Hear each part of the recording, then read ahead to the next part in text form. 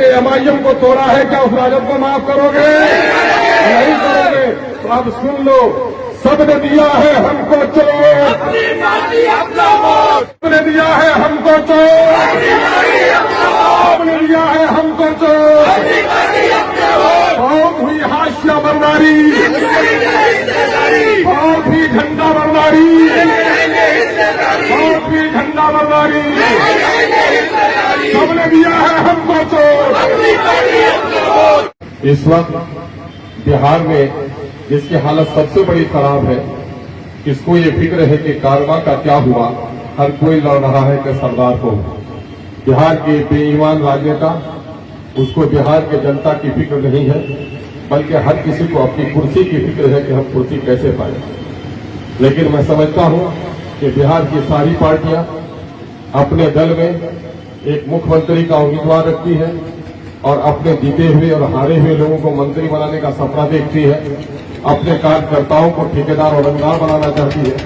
और मैं समझता हूं एक ही पार्टी बिहार में है, दलितों की, शोषितों की, पिछड़ों की और अकलियतों की, जो बिहार में सत्ता सुख की प्राप्ति नहीं बल्कि बिहार के जनता के हक और हुकूक की लड़ाई लड़ रही है, जिसका नाम है भाईजान। और ये लड़ाई सिर्फ बिहार में नहीं बल्कि पूरे देश के स्तर पर आज जिस जमामर्दी के साथ, जिस बेबाकी और बेखौफी के साथ बैरिस्टर असदुद्दीन अवैसी लड़ रहे हैं, मैं नहीं समझता हूं कि देश का दूसरा नेता इतनी जरूरतमंदी के साथ और इतनी साफ और पाकीज़ा नीयत के साथ सियासत कर रहा है। हमारा मुतालबा क्या है? हमारा मुतालबा ये है कि बिहार की सरकार में जो लोग बैठे हुए हैं, ये लोग अपने आप को समाजवाद का नारा देकर सत्ता प्राप्त करते हैं और अपने आप को बड़े समाजवादी कहते हैं। लेकिन कहाँ है इनका समाजवाद? वही मुट्ठी भर अग्री पंक्ति के लोग, वही मुट्ठी भर बड़े लोग, वही मुट्ठी भर सत्ता से करीब लोगों के बाल बच्चों को नौकरी मिल रही है, उनकी आमदनी बढ़ रही है, उनकी सुख सुविधाएं बढ़ रही हैं, वो देश के तमाम तर शहरों में फ्लैट खरीद रहे हैं। लेकिन बिहार की 80% जनता जो गांव में रहती है और शहरों के झुग्गी झोपड़ियों में रहती है, उनके बच्चों की तालीमी सूरत हाल क्या है देखने की जरूरत है। सरकार कहती है कि गुलाबी ईंटों से हमने स्कूल के घर बना दिए, हमने साइकिल दे दी, हमने पोशाक दे दी, लेकिन इस नादान सरकार को ये मालूम नहीं है कि स्कूल और शिक्षा दीवारों का नाम नहीं है, पोशाक और साइकिल का नाम नहीं है। शिक्षा तो नाम है, शिक्षक के जरिए से उस ज्ञान का जो बच्चों के सीनों में मुंतकिल किया जाता है।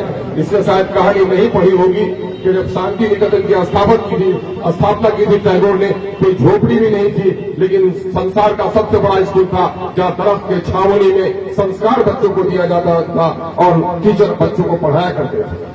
आज गरीबों को उन तमाम तर भूल भुलैयों में फंसा दिया गया है और उनके बच्चों को अनपढ़ और जाहिल रखने की पूरी साजिश की गई है। और साइकिल और पोशाक के पैसों को अगर जोड़ ले, 4000 साइकिल के और पोशाक के 600 रुपए, तो 5000 की रकम इनको मिल पाती है। लेकिन ईमानदारी से बोलो और गवाही दो कि गरीब से गरीब और रिक्शा ठेला चालक भी अपने बच्चों को कोचिंग में पढ़ाने के लिए हर महीने में 1000 से 2000 रुपए खर्च करता है और 20 से 25,000 रुपए उनका कोचिंग में लगता है। आज से 50 साल पहले, 40 साल पहले कोचिंग का कोई निजाम नहीं था। गरीब और अमीर का बच्चा एक ही स्कूल में पढ़ता था, वहाँ बीडीओ का बेटा भी पढ़ता था, चपरासी भंगी का भी बेटा पढ़ता था। लेकिन आज अमीरों के स्कूल अलग हो गए हैं, गरीबों के स्कूल अलग हो गए हैं। यही वजह है कि बेईमान सरकार गरीबों के बच्चों को गरीब और निरक्षर रखने की साजिश कर रही है। उसी की शिक्षा पॉलिसी के खिलाफ एमआईएम ने आज भरने का एहतमाम किया है और ये आवाज लगाई है कि बिहार के लोगों चलो, और लोग लड़ रहे कुर्सी के लिए, मैं लड़ रहा हूं अपने आवाम के हक के लिए। सीमांचल के भी कुछ नेता है जो बिन पानी के जिस तरह मछली तड़पती है, सत्ता के बगैर तड़प रहे हैं। ठेकेदारी, रंगदारी, रोड की वसूली में जो कमी आ गई है, बेचारा परेशान है। जनता के सवालात पर क्यों नहीं तुम्हारी मुंह खुलती, तुम्हारा मुंह क्यों नहीं खुलता, तुम्हारी जबान क्यों नहीं खुलती? सरकार टूटी हुई है, क्यों नहीं जबान खुलती? पुल नहीं बने हैं, क्यों नहीं जबान खुलती? स्कूलों में टीचर नहीं है, क्यों नहीं जबान खुलती? अलीगढ़ यूनिवर्सिटी कैंपस आज वीरान पड़ा है, क्यों नहीं जबान खुलती? 50-50 किलोमीटर पर नदियों पर पुल नहीं है, तुम्हें नजर नहीं आता?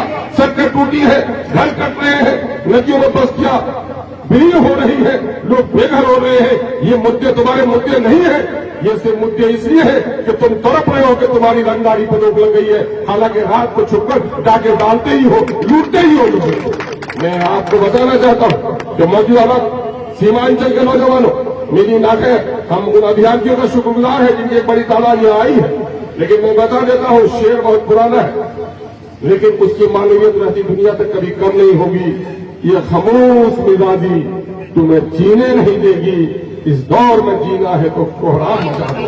कोहराम मचाने का मामला, कोहराम मचाने का मामला क्या है? आज देख रहे हो, अगर जिन लोगों ने पहले क्या कहा कि सर्टिफिकेट लाओ और नौकरी लेकर जाओ, कितनी दोगली पॉलिसी है। मेरे गांव का एक सूफी है, उम्र भर बीवी के को पीटता रहा, बीवी से लड़ता रहा। आज जब बीवी मर गई है तो हर साल उसके मरने के दिन पर मिलाद के का एहतमाम करता है। मैंने कहा ये दोगली नीति तो आपकी बिहार सरकार से मिलती जुलती है। पहले टीचरों को बहाल कर दिया, अब टीचरों को कह रहा है कि गुणवत्ता का इम्तिहान दो। पहले कहा घर घर शराब की दुकान खोल दिया और फिर अब कह रहा है कि शराबबंदी का काम करो।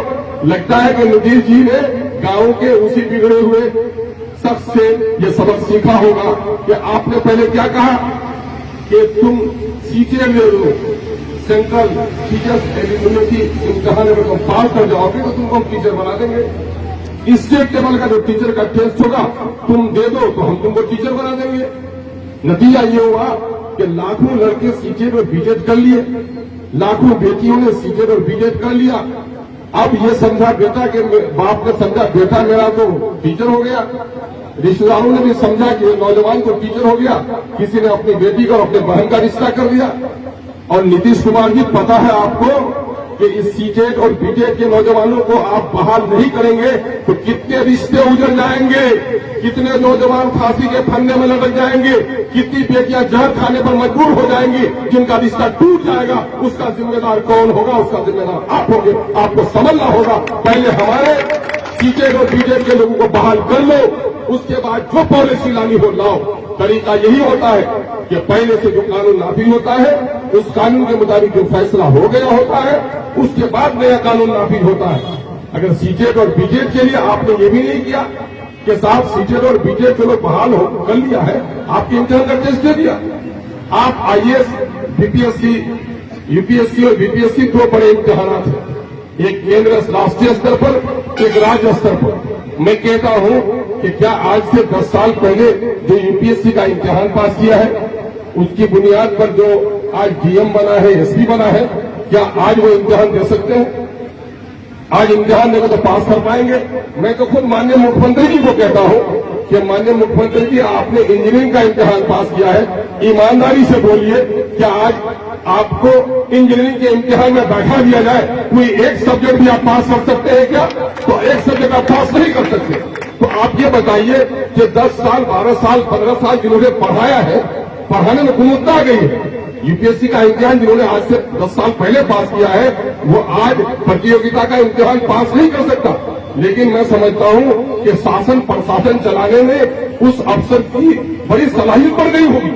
आज हमारा टीचर एक कंपटीशन का इम्तिहान पास नहीं कर सकता, लेकिन पढ़ाने के सिलसिले में जो गुणवत्ता उनका आई है, जो तरबियत देने का सलीका उसमें पैदा हुआ है, तालीम की नफ्सियात और बच्चों को पढ़ाने का जो सलीका उनका आया है, क्या ये आज इम्तिहान लेकर उनको आप हटा देना चाहते हैं और इस सारी कुर्बानियों को आप खत्म कर देना चाहते हैं? इसलिए हम आपसे मुतालबा करते हैं कि आप डोमिसाइल को नाफिज कीजिए और उसके सभी निकालिए कि क्या तरीका हो सकता है जिसके जरिए से डोमिसाइल नाफिज हो जाए और हमारे बच्चों की, हमारे अभ्यर्थियों की पहले बहाली हो जाए। ये काम आपको करना होगा, ये काम आपको करना चाहिए, वो नहीं तो आप बिहार के नौजवानों के साथ धोखे का काम कर रहे हैं। और नौजवान रीढ़ की हड्डी नहीं, इनकलाब की चिंगारी है, और ये इनकलाब की चिंगारी अगर सोना बन जाए तो फिर आप कहीं के नहीं रहिएगा। यह मैं आपको इंतजार करना चाहता हूं। मैं इस वक्त ये भी कहना चाहता हूं कि बिहार में दूसरी सरकारी जबान उर्दू है और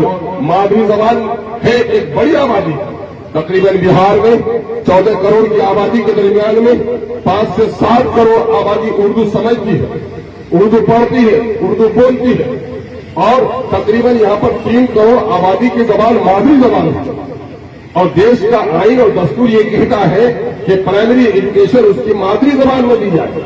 अगर प्राइमरी एजुकेशन अगर हम फर्ज करें कि 5वीं दर्जे तक भी अगर हमारे बच्चों को उर्दू में तालीम देंगे तो सारे टीचर उर्दू के चाहिए, रियाजी के टीचर उर्दू के चाहिए, समाजियात के टीचर उर्दू के चाहिए। अगर ये निस्बत से अगर टीचर की बहाली करेंगे तो कम अज कम 2 से 2.5 लाख टीचर बहाल करने पड़ेंगे सिर्फ उर्दू के नाम पर। उर्दू के नाम पर आप प्राइमरी एजुकेशन का एहतमाम नहीं करते हो और उर्दू सिर्फ एक सब्जेक्ट पढ़ा रहे हो और उस पर भी तकरीबन 80,000 उर्दू की जगह खाली पड़ी हुई है और आज 1,70,000